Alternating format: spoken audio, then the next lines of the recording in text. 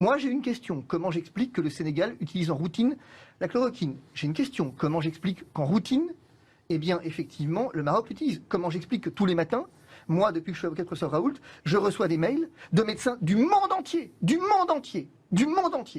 qui me disent on l'a utilisé en routine et ça marche. Et on a sauvé des patients du monde entier. Ils sont quoi, ces médecins? Ils sont tous affiliés à Raoult? C'est aussi à cause de Raoult? Si vous voulez, je n'ai aucune inquiétude sur le plan juridique. Ce procès qui est fait à l'hydroxychloroquine est un procès qui est complètement bidon, pour faire simple, parce que en réalité, c'est un procès franco-français.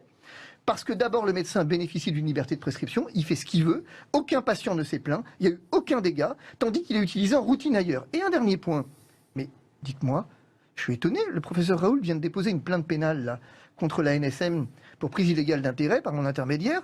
Quant au Remdesivir, ça ne dérange pas ce collectif de médecins que le Remdesivir ait été autorisé par l'Agence européenne du médicament, par les autorités sanitaires françaises, alors que 2 jours plus tard, la HAS vous disait non, ça marche pas ce truc et c'est peut-être même dangereux. Ça pose pas de problème. Je vais vous lire ce que dit Pierre Tadevin, qui est le président de l'association justement qui attaque le professeur Raoult, toujours à nos confrères du Parisien. Il dit ce qui nous a poussé à nous mobiliser, c'est qu'en juin, alors que plusieurs études montraient que l'hydroxychloroquine ne marchait pas, Didier Raoult a continué à la promouvoir et à vouloir l'imposer. Et c'est d'autant plus grave qu'en Afrique, on continue de la recommander et de prescrire cette solution. C'est ce qu'il dit, il est infectiologue. Vous avez entendu ce qu'il dit?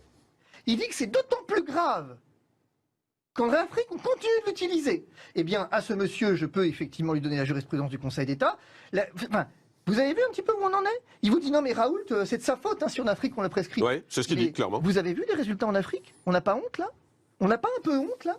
L'Afrique s'en sort considérablement mieux que nous. L'hécatombe devait s'annoncer en Afrique. Tout le monde disait que l'Afrique allait, mon Dieu, payer un lourd tribut à cette crise. Elle est celle qui s'en sort le mieux. Ce qu'on fait, là, c'est un procès d'intention. Ce qu'on fait, je vais vous dire ce qu'on fait. On fait le procès de l'excellence face à la médiocrité. C'est-à-dire que concrètement, ça, c'est un propos médiocre. Un propos médiocre face à quelqu'un d'excellent. Et nous sommes dans un pays qui refuse l'excellence. Et la preuve, ce plaignant vient vous dire que le professeur Raoult est excellent, puisque son protocole est utilisé en routine en Afrique, et au lieu de voir que ça marche, et qu'effectivement c'est efficace, ce qu'il vous dit, c'est oui, mais c'est de sa faute si c'est utilisé. D'abord, c'est super sympa pour les médecins africains, au passage. Ça s'appelle du racisme chez moi. J'aime beaucoup ce néo-racisme qui s'est emparé de cette crise, où quand on dit, mais regardez, en Afrique ça marche, le Maroc l'utilise. Là, ils viennent d'utiliser en routine l'hydroxychloroquine avec en plus l'oxygénothérapie à domicile. Qu'est-ce qu'on vous répond? Ouais, mais bon, le Maroc... Mais est-ce qu'il y a des études, c'est ce qu'on a du mal à comprendre, oui. Est-ce qu'il y a aujourd'hui des études sérieuses, concrètes, validées, qui prouvent que l'hydroxychloroquine marche? Et si elles existent, pourquoi on les a pas tous? Et pourquoi n'utilise pas, et tout le monde n'utilise pas l'hydroxychloroquine? D'abord, beaucoup de monde l'utilise, mais je veux dire, ça c'est le premier point. Et le deuxième point, la science se nourrit de la controverse. Le problème, c'est que ces gens confondent la religion et la science. C'est quand même très particulier. C'est-à-dire qu'effectivement, ils se revendiquent de la science, mais se comportent comme des religieux dogmatiques. C'est-à-dire qu'en fait, ils veulent imposer une méthode, ils veulent imposer au nom de la science eh bien, un résultat, et n'acceptent pas l'idée que effectivement d'autres résultats... Mais je ne comprends pas, si ça marche, pourquoi on ne l'utilise pas? C'est ce que j'ai du mal à comprendre depuis le début... mais c'est ce que j'ai du mal à comprendre depuis le début dans ce dossier. C'est que si l'hydroxychloroquine, ça marche, ça gêne qui de dire utilisons-le? C'est ça que je ne comprends pas. C'était la bonne question, ça gêne qui? Et si c'était la bonne question? Est-ce que vous avez une réponse? Non, j'ai pas de réponse. C'est pour ça qu'on l'a saisi. Mais je vais retourner à la question. Ça arrange qui qu'on fasse la promotion et qu'on achète des doses d'un médicament qui ne marche pas, notoirement? Vous m'expliquez que la chloroquine, effectivement, est utilisée en Afrique. Donnez-moi, mis à part les États-Unis et l'OMS vient de les contredire, un pays, un seul, qui utilise le Remdesivir en routine. Donnez-moi un seul pays où la communauté scientifique ne s'accorde pas à dire ça ne marche pas, ça ne marche pas, ça ne marche pas. Et pourtant, au mois de juillet, la NSM vous dit ouais, ça marche, il y a des présomptions fortes que ça marche. 2 jours plus tard, la HAS va vous dire non mais ce truc, ça marche pas quoi.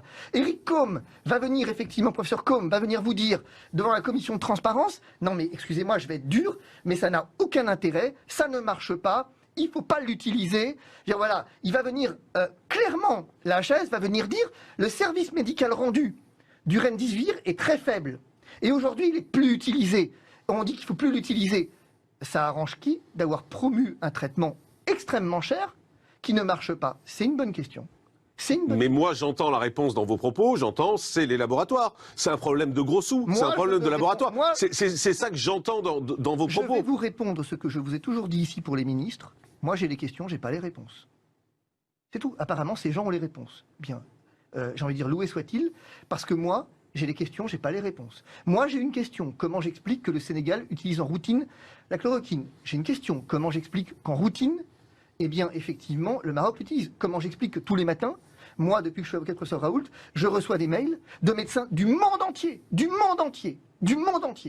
qui me disent on l'a utilisé en routine et ça marche. Et on a sauvé des patients du monde entier. Ils sont quoi, ces médecins? Ils sont tous affiliés à Raoult? C'est aussi à cause de Raoult? Des médecins du Brésil. Ah oui, le Brésil, c'est vrai qu'il y a Bolsonaro, donc c'est pas bien. Les États-Unis, ah oui, mais les États-Unis, c'est pas bien, il y a Trump. L'Afrique, ah oui, mais l'Afrique, c'est pas bien parce que c'est les Africains. En fait, personne n'est bien, sauf la France.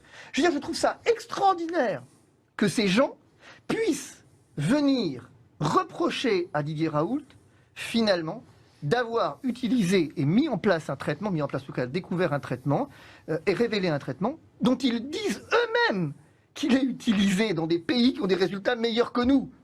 Mais Maître Divisio, vous êtes l'avocat du professeur Raoult. Si le Conseil de l'ordre des médecins décide de poursuivre Raoult, ça veut dire quand même qu'ils estiment qu'il y a des éléments contre lui. Venez passer 24 heures chez moi, vous verrez qu'effectivement la crédibilité de l'ordre des médecins en matière de poursuite disciplinaire, on peut faire une thèse dessus. L'ordre des médecins a cédé au politiquement correct. L'ordre des médecins finalement a cédé à la frange radicale de la médecine pour pas perdre la face. Mais c'est tout. Mais interrogeons-nous peut-être un peu en amont. Vous savez que le professeur Raoult, pour sa part, reçoit, parce que j'ai entendu le mot confraternité tout à l'heure. Vous savez qu'il reçoit des menaces de mort de la part de certains confrères. De la part de médecins? Absolument. Le professeur Raoult est menacé par des médecins? Absolument, absolument. Tant et si bien que des plaintes pénales ont été déposées par son avocat habituel. Moi, je ne m'occupe que de la partie disciplinaire et la partie strictement médicale. Mais sur le plan pénal, son avocat, M. Grazzini, a déposé effectivement des plaintes pénales pour menaces de mort. Il a reçu des menaces de mort de la part d'un médecin. Et il est identifié, l'ordre le sait. Qu'est-ce qu'il propose? Oui, mais vous comprenez, il faut faire une conciliation.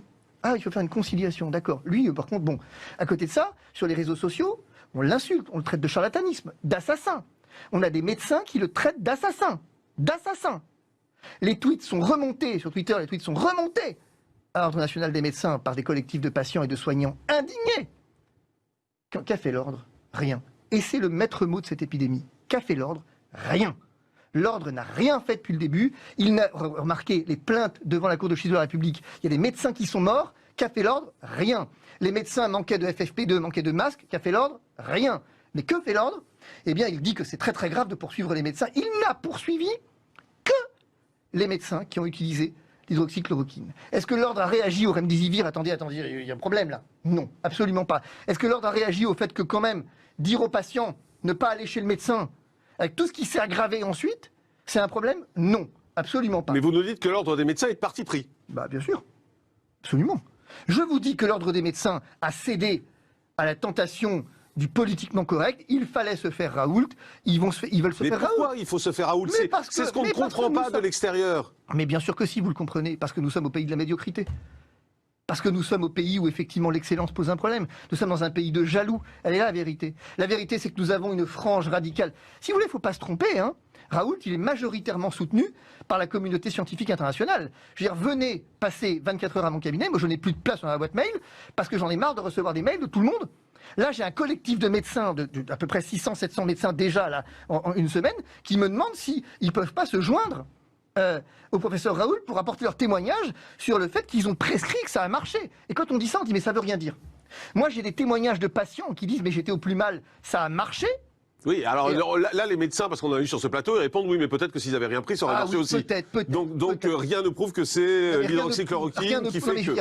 À un moment donné, est-ce que vous vous rendez bien compte que ce qu'on est en train de reprocher au professeur Raoult, c'est quand même d'avoir utilisé un traitement, on a été capable de me dire, enfin c'est balèze quand même, que la chloroquine est dangereuse.